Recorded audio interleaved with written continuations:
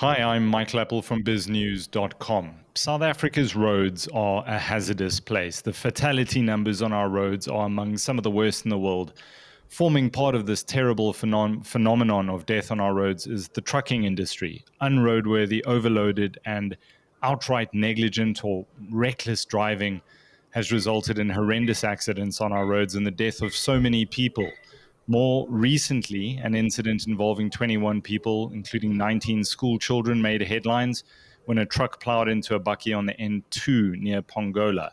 As a result, those communities are now stopping trucks from traveling on that national route. So companies and industries have to make alternative plans to get their commodities and products to market. The economy runs on the trucking industry. Rail is unfortunately a non entity in South Africa at the moment. To give us some insight and idea of what's going on, I'm joined by Patrick Friend. He's the MD of Vryheid Meatmasters. It's a wholesale and retail meat processing company in that part of the world that transports meat to northern KZN and Mpumalanga and Gauteng, I believe. Patrick, thank you for your time today. Thank you very much, Michael. How have things changed over the last few years in getting your product to market? Yeah, Michael, this problem has been around for a while. Obviously, we had last July, we had the violence that happened in KwaZulu-Natal and throughout the country. But this has been a challenge that's been growing. We've got to the point where we live on WhatsApp groups to try and find out which routes are possible, which routes are available to us. A lot of our trucks travel at night due to the fact that we deliver at 7 o'clock in the morning in Durban, Nelspruit, Johannesburg. So a lot of it's overnight, and you never know what you'll find along the roads. About 2 years ago, we had an incident where there was a service delivery strike near Eshowe, and three of our vehicles were traveling in convoy. They were eventually caught between two burning obstacles, and they had nowhere to go. There was a lot of intimidation of my staff, and eventually two of the three vehicles were opened, and over 200 carcasses were removed from those vehicles and damage done to the vehicle. So we've been living with this for quite a while, continually watching the social media, seeing where we can drive and where we can't. Now, recently, last week, we had another incident which we brought to your attention where we were intimidated and the truck was opened and carcasses were removed. So Yes, that is what's I've happening. seen the footage from that incident on, I think it was September the 27th. Just talk us through what happened on that day. All right. So as you were mentioning about the N2 accident that happened, that has led a lot of the side tipper lorries, which are the ones that are most affected. These trucks have been rerouted through from Piet Retief instead of to Pongola. They've come through Paul Petersburg, Vryheid, and then through to Eshowe, which has totally overloaded these routes. The R34, which was never built for this type of trucking. We have hundreds of trucks coming through, and which has caused a bit of a unhappiness from the local communities around Eshowe.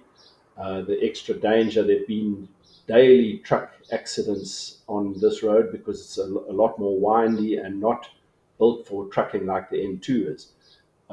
So the Eshowe area, Melmoth Eshowe, has started seeing these either service delivery strikes or these protest strikes to do with the increased risk that they have on their roads. And our trucks, we, as I say, we watch every route. We told them to stop in Melmoth and to use an alternate route through Ulundi. But they then received the information that the road had then been opened. So they consulted with us and with my senior managers and agreed that it would be fine for them to proceed from Melmoth towards Eshowe. And this certain truck then, about 10 kilometers outside Eshowe, was confronted by someone that they could see the debris of the blockades and whatever. And but they were then stopped by someone who was standing in the road, who made out as if he was warning them about an incident happening further down the road, but it was just a general lawlessness, and there was obviously no police presence at that point. And my drivers and assistants had no other alternative but to basically hand over the keys to the back of the vehicle. And then they proceeded to remove a couple of the carcasses before the police then did happen to arrive and disperse the crowd. So that is the detail of what happened on that day. So the police did actually arrive, and that must have been quite quickly that they arrived. Were they notified by somebody? We're not sure of that, but they were dealing with a problem where the road had been blocked, I think probably 2 or 3 kilometers more towards Eshowe. And then somehow they were notified that there was drama going on behind, and they then did arrive.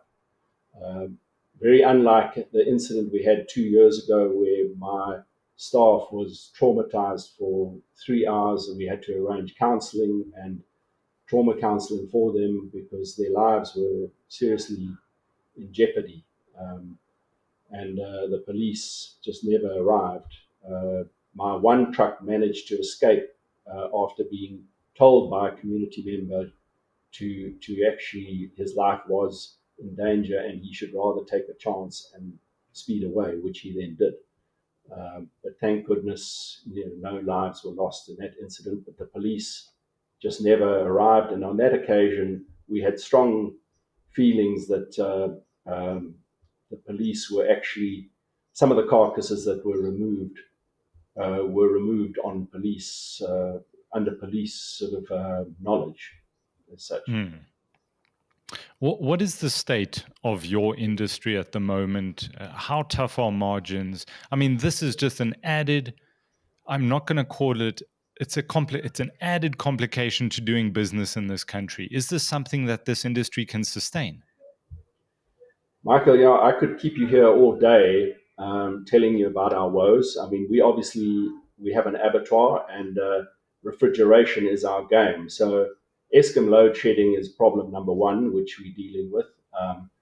Uh, Having generators, solar panels, and whatever to bridge those problems. But obviously, we've now been thrown the diesel price curveball. So our diesel bill has gone up by 60% just due to the running our generators. And then now on the transporting side, we're having to take long routes to get to our customers, and that is all adding to our costs. We weren't directly affected by the looting, but some of our big clients in Durban have not recovered. They haven't started operating again, which was our lifeline. Apart from all that, we've had the foot and mouth crisis, which has affected the farming community, and pig farming or pork.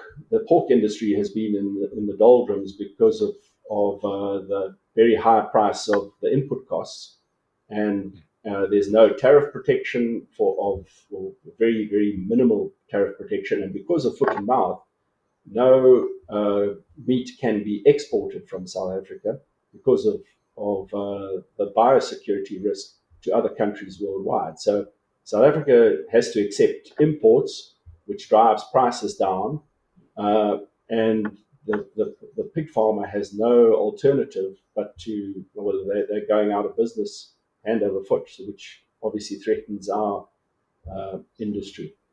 But this whole transport issue as well is just like an extra nail in the coffin. But there doesn't seem to be any intent from government to do anything that is going to sort out this problem on the N2. And daily we have these service delivery strikes, and no one seems to actually take this as a serious matter. My feeling is that we need to, this is a state of emergency, so at least the defence force should be deployed to stand guard at these hotspots, and make life easier for our economy. I suppose the complication comes in, or the difficulty comes in that you're planning your routes around these protests, but protests by their very nature sometimes are spontaneous and they are very mobile.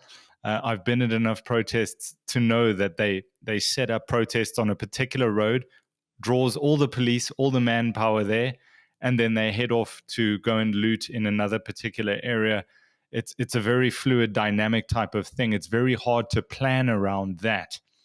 I want to ask about the costs here. Are these costs that you can pass on to consumers? That 60% increase in diesel. And I want to ask, and you can refuse to answer, but what are the security implications for you here? Can you start putting vehicles with your trucks, armed security guards? Surely it's not feasible to do that with every truck. What measures can you take to mitigate the risk? Well, look, I think to start at the beginning of your question, we always thought that we were very well placed because Vryheid is sort of 300-400 kilometers away from Durban. It's 300 or 400 kilometers from Gauteng, and the same to Nelspruit, etc. So we might be in the middle of nowhere, but we also felt that we actually very well positioned in this type of industry. But with our added distribution, there are other suppliers who are a lot closer to the centers. They don't have the 400-kilometer delivery cost, and with these other curveballs being thrown, we can't really just pass this on to the wholesalers and to other people in the industry, because they would be able to get the product from a closer source. So our hands are fairly tied in this regard. At the end of the day, obviously the farmers, we could drop the price to the farmers, but they are already in a very dire situation. So we end up being the ham and the sandwich, having to absorb all these additional costs. We have looked at the possibility of in these hotspot areas to actually arrange possibly a security company to escort us through when we know there are hotspots. That is an option that we're looking at. But what we're finding as well is that it's always been customary to brand our trucks with our Meatmasters logos, etc. But we've actually now getting to the point where we seriously considering taking our branding off, because we know that in certain communities, they actually know when our trucks are coming to certain towns. And the impression we're getting is that, they know if it's a Monday, then we will be in this town, and we're actually being targeted for that, for our branding. But that is not the final solution, because any truck with a refrigerated motor, they know will either have a box of chicken or some food stuff in it. So that isn't the final solution. I personally just think a greater police presence and a bit more intent from politicians to ensure that this type of lawlessness is dealt with severely. We eventually are going to be held to ransom. Our whole economy is going to be held to ransom by service delivery or just general looting, which is what happened in July 2021. We can't allow that type of lawlessness. We need to have a bit more intent from police services, the army if necessary, and obviously the politicians. Well, South Africa is a country of impunity. There's very little consequence for actions. So whether these are legitimate service delivery protests, and who wouldn't protest without water, electricity, housing, sanitation, when those promises are made by politicians, but how that translates into open and outright criminality with no fear of being caught or no fear of consequences. And as you say, there's suspicion very often that law enforcement, certainly this happens under their watch and sometimes with their blessing. Uh, what is a feasible solution for you here? Do you chat to your local chamber of commerce? Do you chat to the Department of Transport? Do you go to military? Do you go to law enforcement? Does it need a coordinated effort? How do we get out of this? Well, firstly, obviously, I think it's a the Chamber of Commerce. Those type of structures in our areas have sort of slowly uh, diminished. We do have politicians that we have contact with, and obviously police commissioners and that type of contact that we do have too. That does help. That definitely does help. But I mean, what I found crazy is I understand that constitutionally you don't want the army being hauled out at every at the drop of a hat. And but if you actually have a look at what happened in July last year, it took 4 days or 4 or 5 days, I can't remember exactly, but before a state of emergency was called.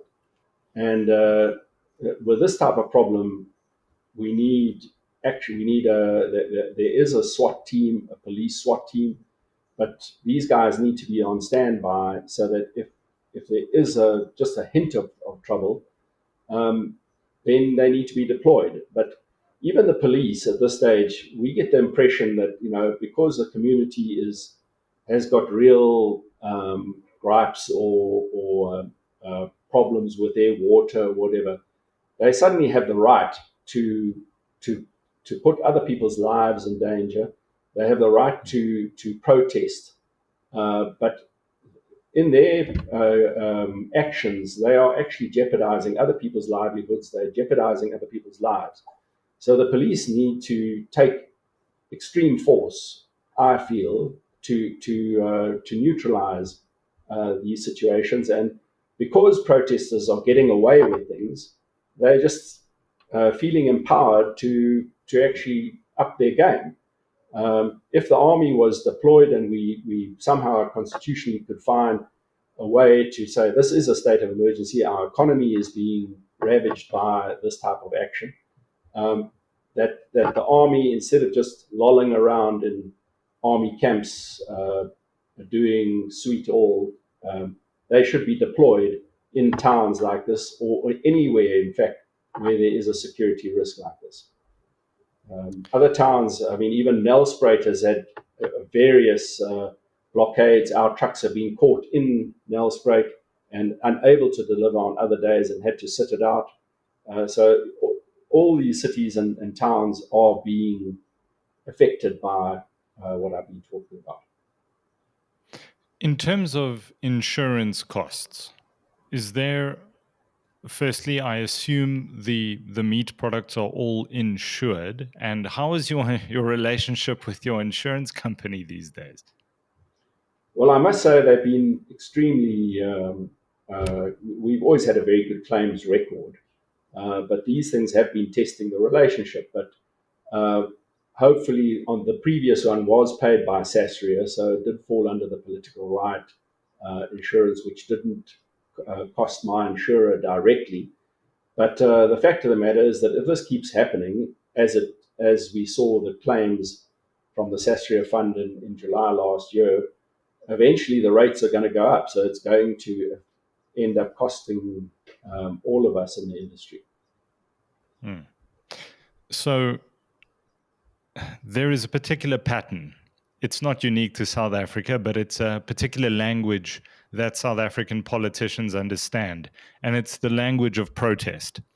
And it's the closer we get to the 2024 national elections, people are going to raise their concerns. They're going to go out into the streets. They're going to protest more than they already are, if that is possible. And politicians are going to flock to those communities, making all sorts of promises. How, looking into the crystal ball, if things get worse, which I'm telling you from an estimated and educated guess on these sort of things, they will escalate in the next 2 years. Where does that leave a business like yours? Well, I actually often use the analogy that we're not just doing the normal day-to-day running a business where we selling product. We are actually acting in a Mad Max movie, because everything that you do, you have to, there are 20 hurdles that you have to jump over before you actually just do what is in normal business that someone would do. So, yes, we have become a lot more flexible. We've become a lot more ingenious, and we've been very blessed. We are still growing as a company, but I think that flexibility and your ability to actually face these hurdles and move on is the only way you're going to survive. Stagnation and feeling sorry for yourself, unfortunately, you're going to be dead in the water. We employ 250 people, and we're still growing. We see our importance, and in a small community like Vryheid, and it's a passion and more of our loyalty to our country that is driving us. It's definitely not just the profit, but it is very hard sometimes to actually motivate yourself and keep yourself positive when you are faced with these types of adversity. But we definitely aren't going to lie down. Patrick Friend, thank you for that background information, and thank you for your time today. I truly hope that there is an appreciation, there must be amongst those that lead this country, that our economy, whether we like it or not, the trucking industry and those who take to the roads daily, that is the lifeblood of our economy. Thank you. Thank you very much, Michael. It's a privilege to be on your show.